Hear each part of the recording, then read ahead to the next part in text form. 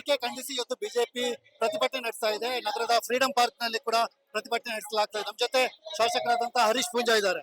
So ಇವತ್ತು ಬೆಲೆ ಏರಿಕೆ ವಿರುದ್ಧ ಹಾಲಿಂದ ಹಿಡಿದು ಡೀಸೆಲ್ ಬೆಲೆ ಏರಿಕೆ ತನಕ ಆಗಿದೆ.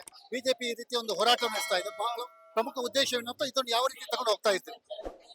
ಈ ರಾಜ್ಯದಲ್ಲಿ ಮತಿಭ್ರಮಣೆಗೊಂಡಿರ್ತಕ್ಕಂಥ ರಾಜಾಡಳಿತವನ್ನು ಮಾಡ್ತಾರೆ ಅಂದ್ರೆ ಸಿದ್ದರಾಮಯ್ಯ ಅವರು. ಅವರಿಗೆ ಜನರ ಮತಿ ಏನಿದೆ ಅಂತ ಹೇಳುವಂತದ್ದು ಅರ್ಥ ಆಗ್ತಾ ಇಲ್ಲ.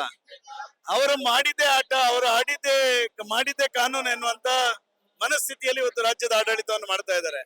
ಜನಸಾಮಾನ್ಯನ ಕಷ್ಟ ಏನು? 1 ಲೀಟರ್ ಹಾಲಿಗೆ ಬೆಲೆ ಜಾಸ್ತಿ ಆದಾಗ ಕಟ್ಟ ಕಡೆಯ ವ್ಯಕ್ತಿಗೆ ಅವರ ಕುಟುಂಬಕ್ಕೆ ಮಕ್ಕಳಿಗೆ ಹಾಲು ಕೊಡ್ಲಿಕ್ಕೂ ಹಾಲು ಕುಡಿಸ್ಲಿಕ್ಕೂ ಸಾಧ್ಯ ಆಗದಂತ ಪರಿಸ್ಥಿತಿ ರಾಜ್ಯದಲ್ಲಿ ಇದೆ ಅನ್ನುವಂಥದ್ದನ್ನ ಅರ್ಥ ಮಾಡಿಕೊಳ್ಳದಂತಹ ಒಬ್ಬ ಮುಖ್ಯಮಂತ್ರಿ ಅದು ಸಿದ್ದರಾಮಯ್ಯ ಅವರು.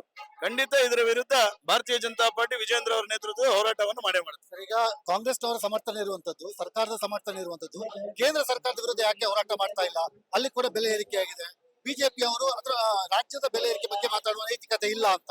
ಇವತ್ತು ಸಿದ್ದರಾಮಯ್ಯ ಅವರ ಸರ್ಕಾರ ಏನಿದೆ, ಅವರ ಅಧಿಕಾರವನ್ನು ವಹಿಸಿಕೊಂಡ ದಿನದಿಂದ ನಾವು ಏನು ಅವರು ತಪ್ಪು ಮಾಡಿದ್ರು ಅದು ಕೇಂದ್ರ, ಬಾಕಿದ್ದೆಲ್ಲ ನಮ್ದು ಎನ್ನುವ ಮಾನಸಿಕತೆಯಲ್ಲಿ ಇರ್ತಕ್ಕಂಥವರು ಪ್ರಾಯಶಃ ಈ ರೀತಿಯ ಮತಿಭ್ರಮಣೆಯಿಂದಾಗಿ ಕೇಂದ್ರ ಸರ್ಕಾರದ ಮೇಲೆ ಗೂಬೆ ಕೂರಿಸ್ತಕ್ಕಂಥ ಕೆಲಸವನ್ನು ಸಿದ್ದರಾಮಯ್ಯ ಅವರ ಸರ್ಕಾರ ನಿರಂತರವಾಗಿ ಮಾಡ್ತಾ ಇದೆ. ಇದನ್ನು ರಾಜ್ಯದ ಜನ ಪ್ರಾಮಾಣಿಕರ ಅವರಿಗೆ ಗೊತ್ತಿದೆ. ಇದು ಯಾರು ಈ ರೀತಿಯ ಕಳ್ಳಾಟ ಆಡ್ತಾ ಇದ್ದಾರೆ ಅನ್ನೋದು ಗೊತ್ತಿದೆ. ಕೊನೆಯದಾಗಿ ಇದು ಕೇವಲ ಸಾಂಕೇತಿಕ ಹೋರಾಟ ಆಗಿರುತ್ತಾ?